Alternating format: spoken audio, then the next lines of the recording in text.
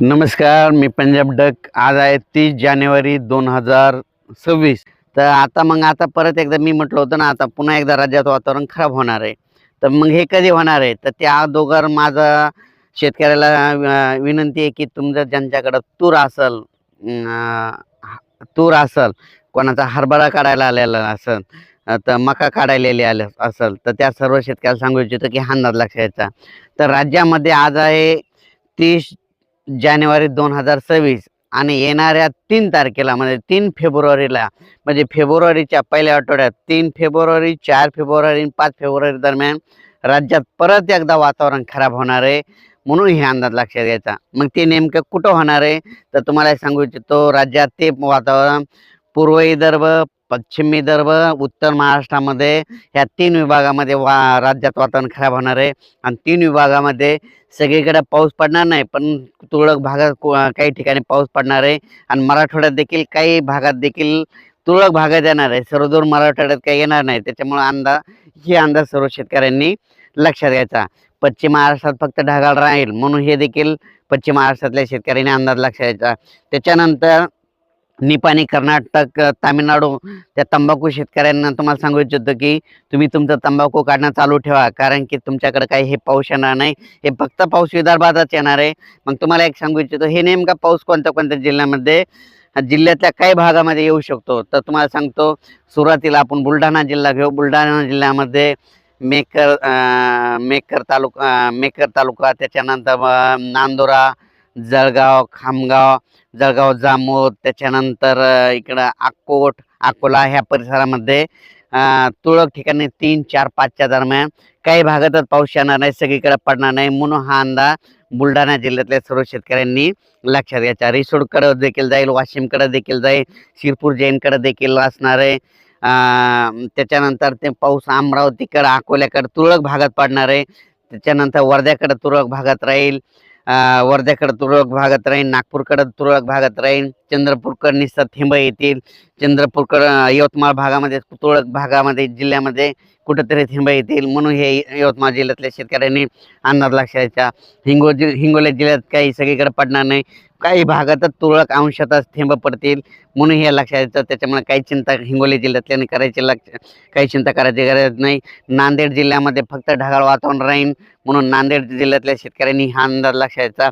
लातूर जिल्ह्यामध्ये फक्त ढगाळ वातावरण राहील, तिकडे काही पाऊस येणार नाही, त्यामुळे काहीच चिंता करायची गरज नाही. परभणी जिल्ह्यात देखील एवढा काही पावसाचा काही फरक पडणार नाही. फक्त परभणी जिल्ह्याचा जे इकडला भाग आहे, म्हणजे जिंतूर तालुका, शेलू तालुका ह्या पट्ट्यामध्ये तुरळक ठिकाणी कुठंतरी थेंब येतील, सगळीकडे पडणार नाही. त्याच्यामुळे परभणी जिल्ह्यातल्या शेतकऱ्यांनी हा अंदाज लक्षात घ्यायचा. जालना जिल्ह्यामध्ये भोकरदन, कन्नड, जाफराबाद, सिंदखेड राजा ह्या पट्ट्यामध्ये मात्र तिकडल्या भागात मात्र थेंब येणार आहेत.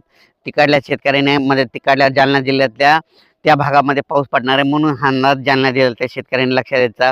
संभाजीनगर जिल्ह्यामध्ये फुलंब्री त्या पट्ट्यात, कन्नड त्या पट्ट्यामध्ये, वैजापूर, गंगापूर त्या पट्ट्यामध्ये तुरळक ठिकाणी पाऊस येणार आहे. म्हणून हा अंदाज संभाजीनगरच्या शेतकऱ्यांनी लक्षात घ्यायचा.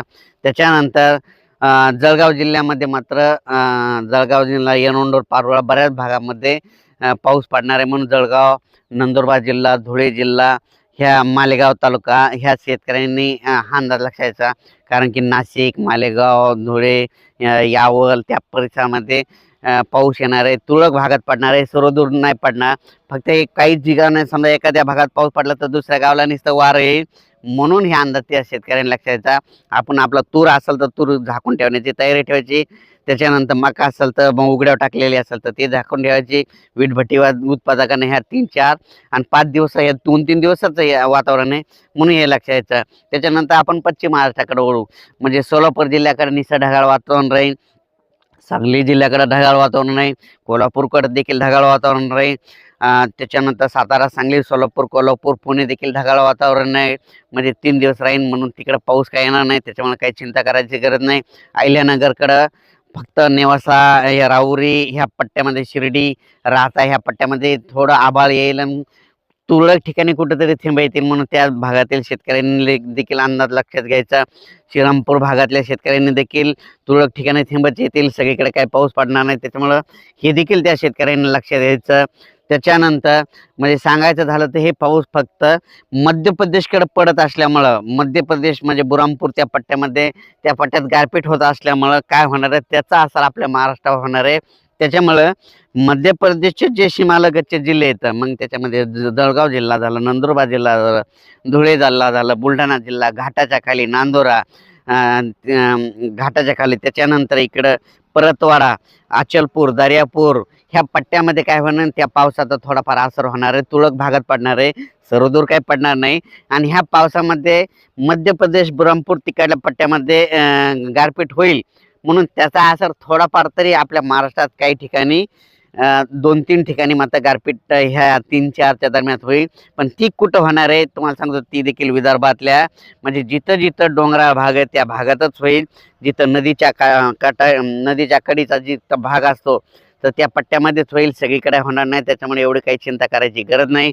तुम्हाला एक सांगू इच्छितो, मागच्या व्हिडिओमध्ये सांगितलं गारपीट सगळीकडे होत नसते, दरवेळेस गारपीट भाग बदलत राहते, म्हणून हा अंदाज सर्व शेतकऱ्यांनी लक्षात घ्यायचा. फक्त हे 3, 4, 5चा पाऊस फक्त विदर्भातच पडणार आहे. म्हणजे विदर्भात जळगाव जिल्हा, बुलढाणा जिल्हा, अकोला जिल्हा, अमरावती जिल्हा, ह्या अमरावती, वर्धा, भंडारा, नागपूर ह्या पट्ट्यामध्ये तुरळक भागात येणार आहे. त्याच्यामुळं ह्या त्या विदर्भातल्या शेतकऱ्यांनी खास करून आपण आपल्या तुरीचं नियोजन करायचं.